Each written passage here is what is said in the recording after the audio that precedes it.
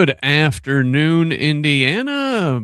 Welcome to This Week at the Indiana Statehouse with MADVoters. My name is Scott Aaron Rogers from the Progressive Indiana Network and the Who's Left podcast. And unfortunately, this afternoon, we don't actually have anybody from MADVoters.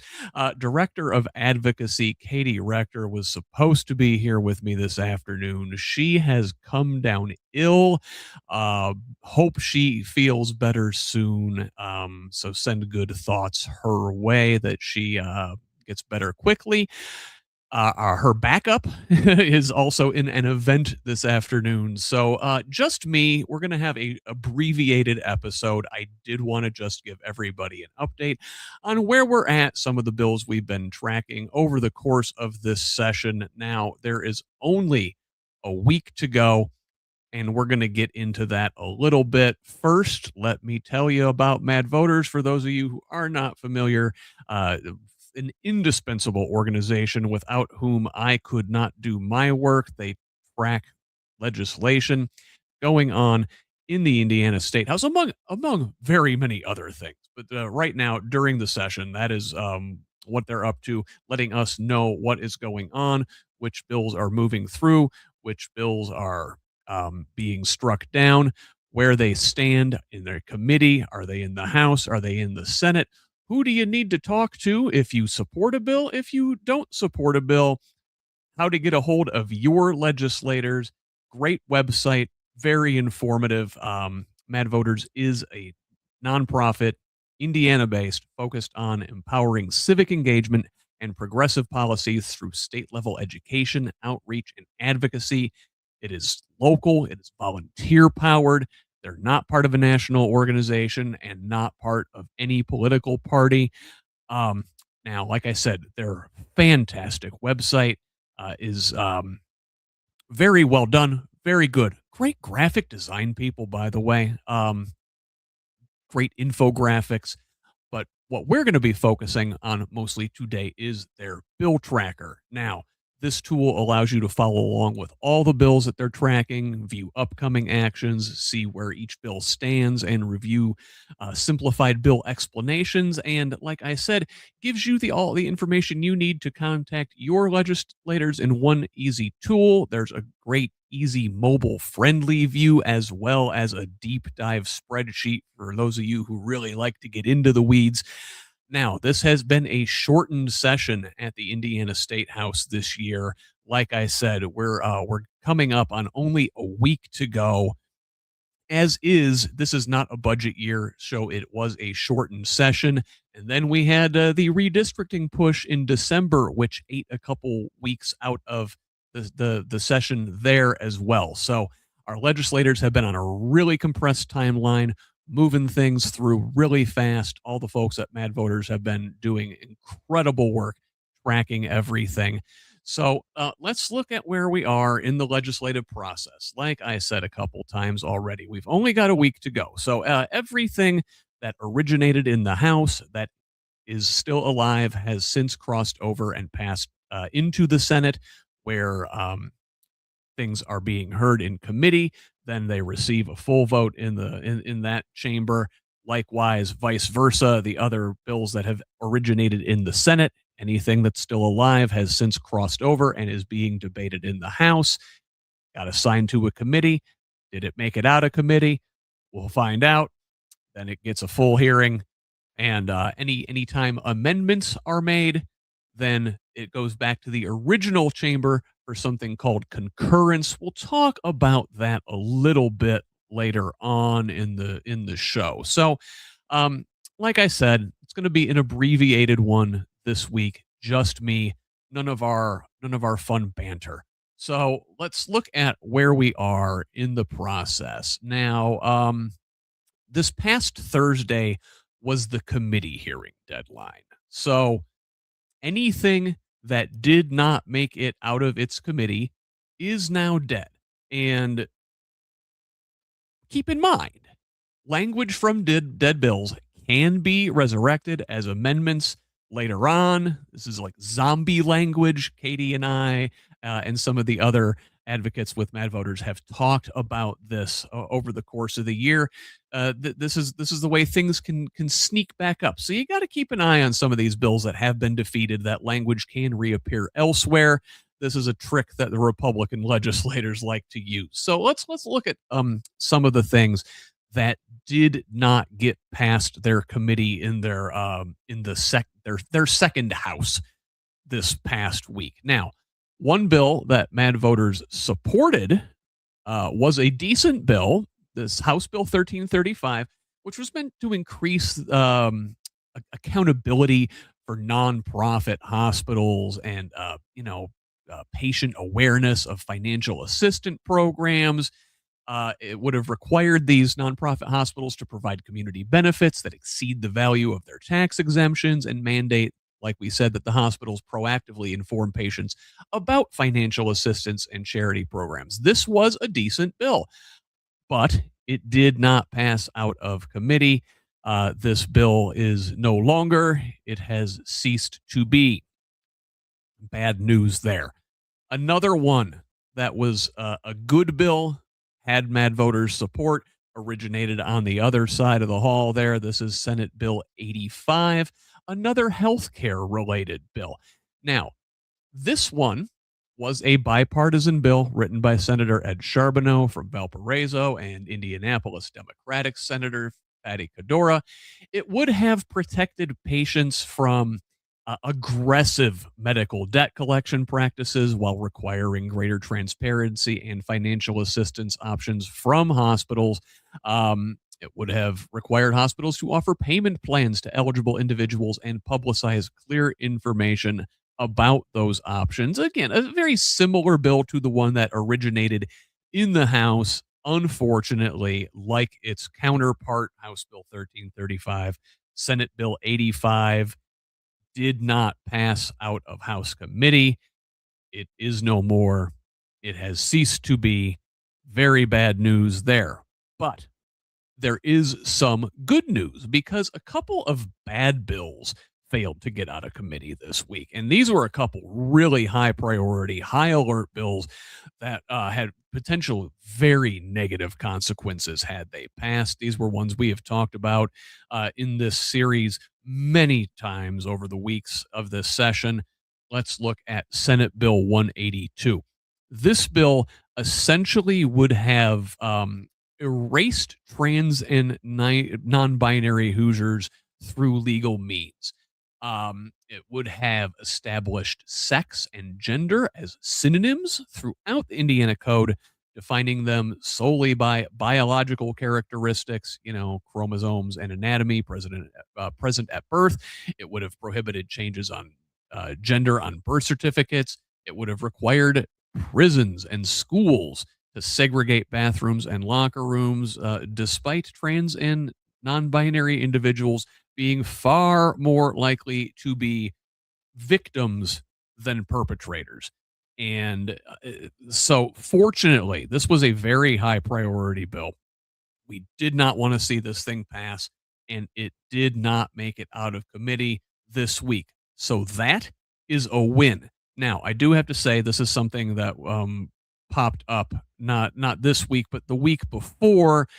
The State Bureau of Motor Vehicles did implement a procedure that does not allow trans and non-binary individuals to change the gender marker on their driver's license. That was instituted by Governor Mike Braun through executive order as the person who oversees state agencies like the BMV. So, a win here on this regard, but it's not exactly like Indiana is a bastion of freedom and support for our trans and non-binary friends. Still got to hold them close and advocate for them. Us allies have especially important work to do. And again, I do want to remind folks, things like this have a habit of popping up as addendums, as amendments to other bills. We're going to keep an eye on this, but a big win for trans and non-binary Hoosiers this week as this disgusting bill died an ignominious death in committee. Now, another bit of good news as uh, culture war issues, at least this one, did not get through. Senate Bill 236 would have implemented a Texas style bounty system for those caught aiding and abetting abortion. It would have criminalized the mailing, possession, or delivery of abortion inducing drugs like mifepristone or misoprostol into Indiana, and perhaps most perniciously would have enabled private citizens to file wrongful death lawsuits and other lawsuits against people or organizations that provide these pills, incentivizing them with a $100,000 bounty. Now, this also would have changed the definition of abortion to exclude miscarriage management and ectopic pregnancy, which is medically inaccurate. Now, doctors would disagree with the way legislators are framing things. They, not exactly scientists there in the GOP led supermajority. Now, again, thankfully, this bill did not pass. So that is a win for women. That is a win for Hoosiers. That is a win all around. Again, got to keep an eye on this language. Make sure it doesn't pop up again somewhere else. Let's look at other bills that are still alive as we go into our final week of the session. So, Senate Bill 8. This one threatened the financial independence of public libraries. Now, it has been amended into a new bill called Senate Bill 4. The newly added language here would endanger the financial independence of libraries, allowing them to be easily defunded by their county or city.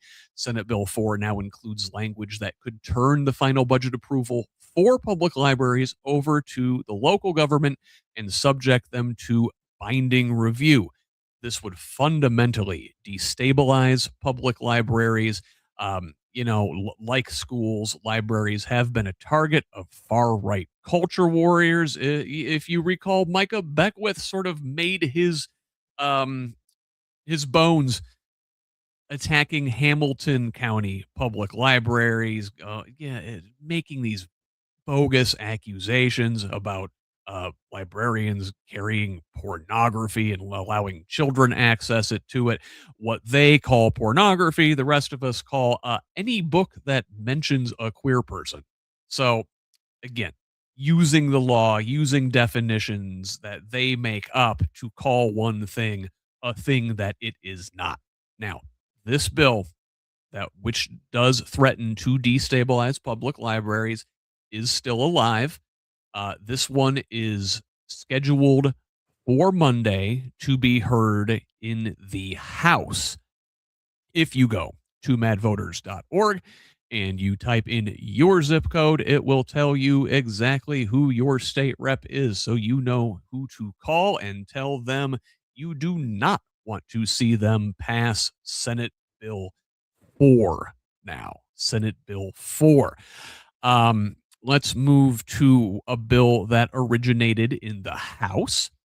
This is House Bill 1343. This is another one of these high priority things we've had our eyeballs on throughout the course of the year. And this one is potentially very scary, would give Mike Braun, the governor, expanded police powers through the state's National Guard. Now, this one did pass out of committee in the Senate this past week and is scheduled for a Senate hearing on Monday.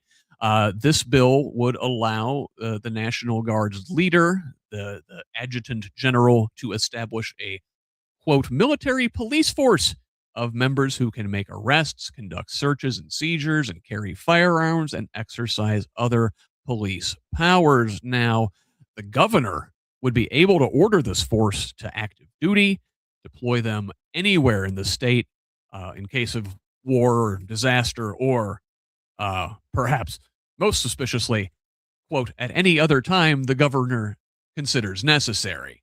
Now, he'd have to provide reasonable notice to affected local law enforcement agencies and coordinate them with uh, as circumstances permit. But this would essentially allow the governor, Mike Braun, to deploy militarized police force anywhere in the state at his own discretion. Quoting from an article in the Indiana Capital Chronicle, um, here is Bloomington Democratic Rep Matt Pierce saying, quote, "It's insulting enough to have an invading force dropped into your community because somebody doesn't like your politics, but now it's resulting in people getting killed. It's not a hypothetical idea." He referencing ICE and Operation Metro Surge in Minnesota in the Twin Cities. This bill, if implemented, could allow Mike Braun to send our National Guard to support federal troops like ICE. Big no no. We do not want this thing to go through. Again, this one made it through the Senate, made it through House committee. Sorry, got that backwards. This was a House bill. Made it through the House, made it past Senate committee, and is due to be scheduled before the full Senate on Monday. Contact your state senators. Another one here, House Bill 1423. A thing that we have been tracking over the course of session and even before that, because we knew this thing was coming down the pipe. The legislature last year sort of got the ball rolling on a takeover of Indianapolis public schools. They're trying to get this thing codified now. House Bill 1423 would greatly reduce the decision-making power of Indianapolis public schools democratically elected school board and transfer it to an all-appointed board, which, if you've been following what we're doing here, this board would be appointed by the mayor and is heavily influenced by pro-charter school privatizer interests. Not only is this taxation without representation, but it adds another costly layer of bureaucracy. This thing passed out of Senate committee also this past week and is scheduled for a full reading in the Senate on Monday. Another major bill that we've been tracking, which it is sort of tangentially related to schools, is Senate Bill 76. This one, if I may bring up our graphic here, very long description there for us to read. But this bill would mandate that Indiana law enforcement, public schools, universities, and local governments must comply and cooperate with federal immigration authorities and agencies, including ICE, or be sued for $10,000 per violation. It also contains language which would prohibit employers from hiring undocumented people, which is already illegal at the federal level. This is mostly about mandating that local governments and especially schools cooperate with ICE. Now, this one is one vote away from reaching the governor's desk. Here, I'm going to quote from Fox 59, where they say, excuse me, all local law enforcement agencies in Indiana will need to comply with ICE detainer requests. Democrats say they're concerned the bill places what should remain a federal responsibility into the hands of state and local officials. My state senator, Shelley Yoder of Bloomington, said, quote, "Every single employee in these government entities are going to have to serve as an extension of a federal enforcement agent. What we're doing here is asking law enforcement agents to not uphold the Constitution." You see what she's saying is that this is the federal government's purview, not the state government's purview, and plainly violates the separation of powers in the Constitution. Of course, Attorney General Todd Rokita said, "Oh, well, there is no big new mandate or anything different a school system in this state has to do other than simply cooperate with law enforcement that does have a right to get someone who doesn't belong here out." Again, we're talking about schools, we're talking about students. Um, are we allowing ICE into our schools to pull kids out willy nilly? We've seen what they've done in Minnesota. We see the way they abducted that poor Liam Ramos, the kid in the bunny hat, and sent him down to Texas with his father, and kept him there for a couple weeks. Well, it's bad enough that that traumatizes that child and that family. We're going to traumatize all of their classroom now too. Very, very concerning bill, and this is just one vote away from the governor's desk.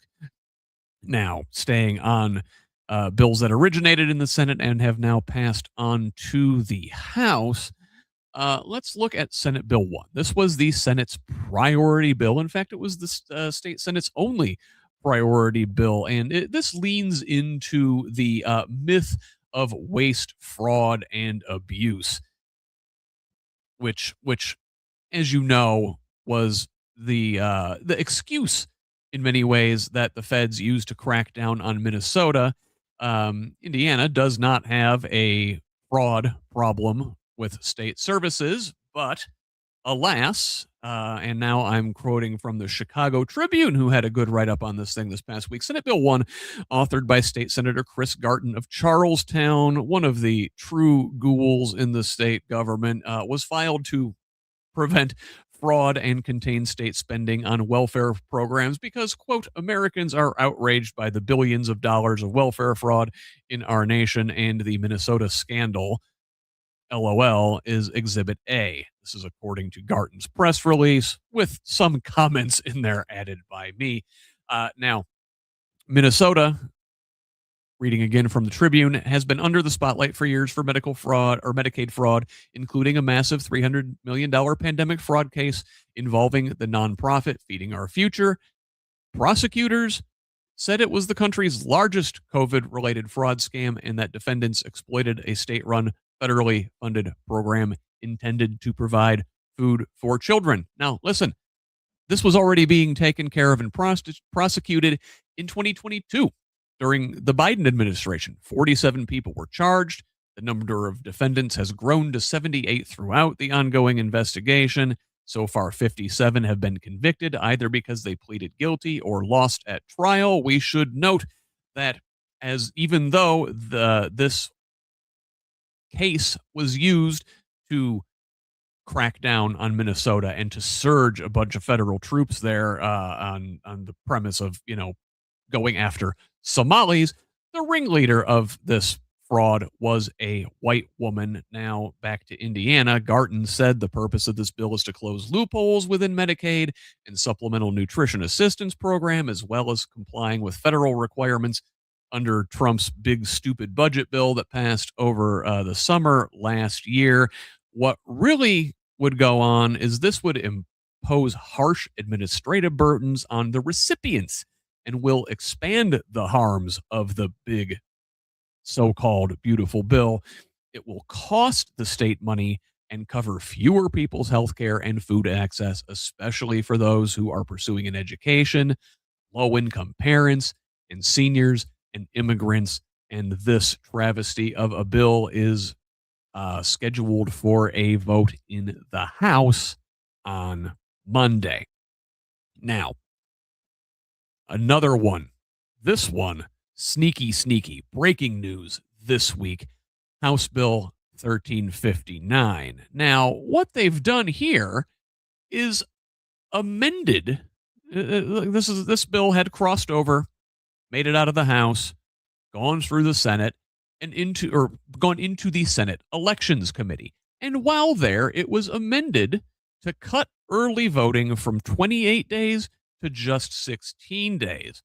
Slashing the early voting window will lead to even longer lines at the polls and ultimately disenfranchise voters in a state that already has notoriously poor voter turnout and engagement.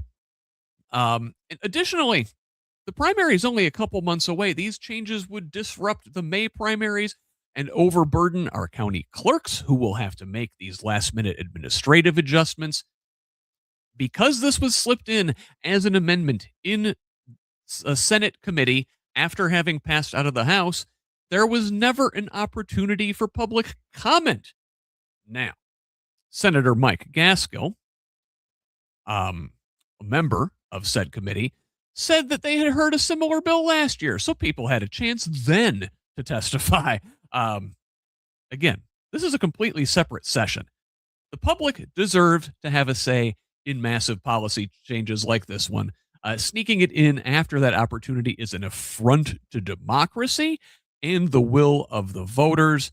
In 2024, 32% of voters in the state of Indiana voted early. Over a third of Indiana counties reported wait times longer than 30 minutes. Shortening the early voting window will create longer lines. It will reduce voter participation. Again, we already said our voter turnout in this state is trash. We already have very short voting hours. You can, if you vote on election day, if you have to work on election day, you can go very early in the morning before work, or if you work traditional, say 9 to 5 hours, our polls close at 6 p.m. That does not give you a lot of time to make it after work. Republicans know that their policies are unpopular. The more people that come out to vote means the more chance that they will be defeated. They're putting their thumbs on the scales. Again, we didn't have a chance to testify on this, and yet it is scheduled for a vote in the Senate on Monday. So that's all of the bills I really wanted to talk about this week. I do want to review the legislative process a little bit here, because I mentioned concurrence earlier. So what's going to happen is Monday and Tuesday this week, we'll see a lot of bills finish crossover and head back to their original chamber. Like we said, this is the last week of session, so everything's going to have to go through really, really quickly. Anything that's got to finish crossover and head back to its original chamber is going to have to go through concurrence. If the bill was amended during crossover, the originating chamber has to vote on whether or not to accept these changes.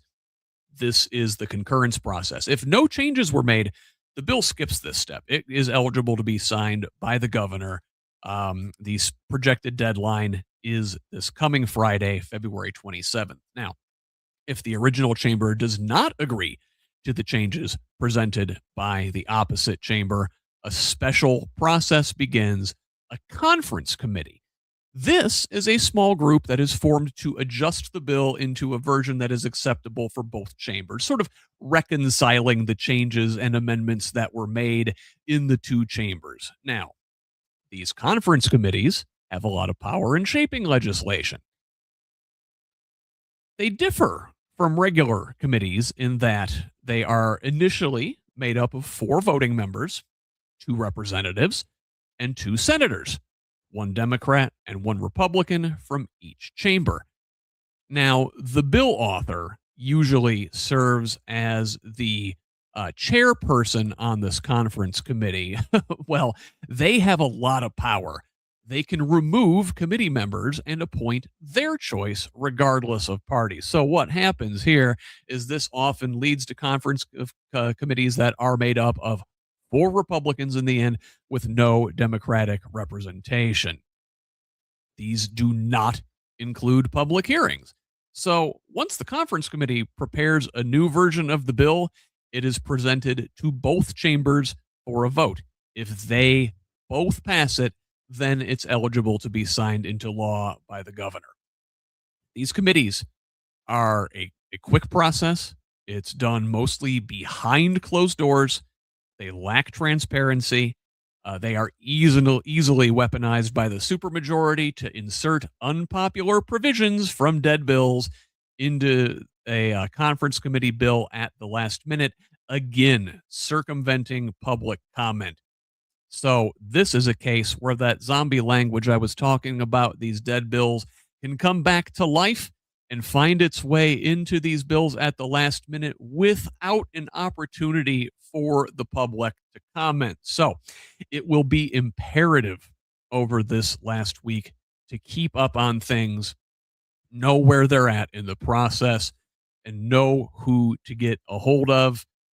Have your voice heard, call your senators, call your representatives, and talk to them at each step of the way. They do log these calls. You're probably not going to get your legislator on the phone themselves, but their aides do log these calls. They do pass on your information. They do track how many people are for and against. Whether they take that under advisement or not, it's a different story.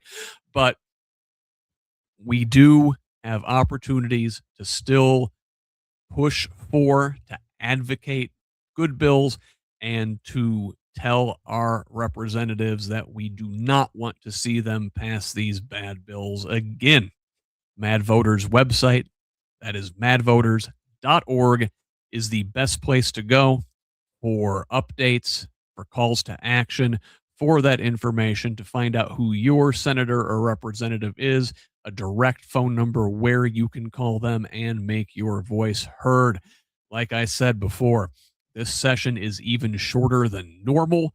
It means our opportunity for comment is narrower than usual. Our opportunity to voice our pleasure or displeasure with our representatives is shorter than usual. The MADVoters bill tracker gives you all of that information. And we're past the point of public testimony at this point, but like I said, you can call your legislators directly and let them know how you feel. So again, a shortened episode here today.